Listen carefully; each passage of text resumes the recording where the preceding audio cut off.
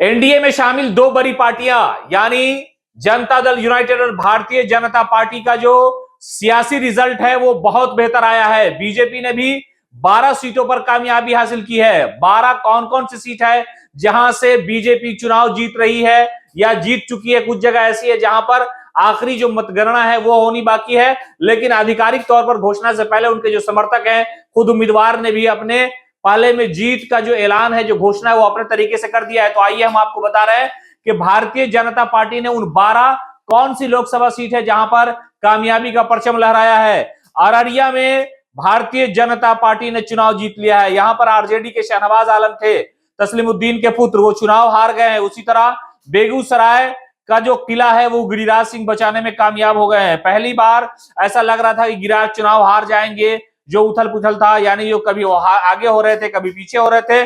सबसे बड़ी जीत भारतीय जनता पार्टी की मानी जाए तो दरभंगा की है, जहां पर आरजेडी के ललित यादव को चुनाव हरा दिया गोपाल जी ठाकुर ने। मधुबनी की बात की जाए तो यहां पर जनता दल यूनाइटेड से आरजेडी में गए कद्दावर नेता अली अशरफ फातमी चुनाव हार गए हैं।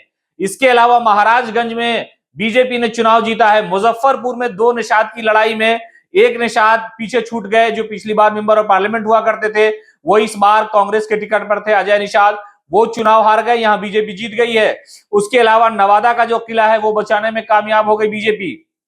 इसी तरह से पश्चिमी चंपारण और पूर्वी चंपारण यानी दो बड़ी सीट थी। यहां पर संजय जायसवाल चुनाव लड़ रहे थे, राधा मोहन लड़ रहे थे, दोनों सीट बीजेपी ने अपने खाते में कर लिया। पटना साहिब में रविशंकर ने जीत का जो किला था उसे बचा लिया है, यानी वो भी शुरू में आगे पीछे चल रहे थे, लेकिन पटना साहिब की जो सीट है वो आसान मानी जा रही थी।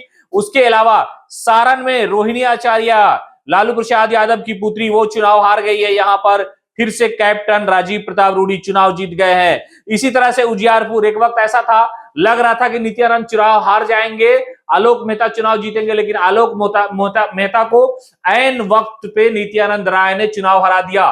तो ये 12 सीटें हैं जहां पर भारतीय जनता पार्टी ने कामयाबी हासिल की है।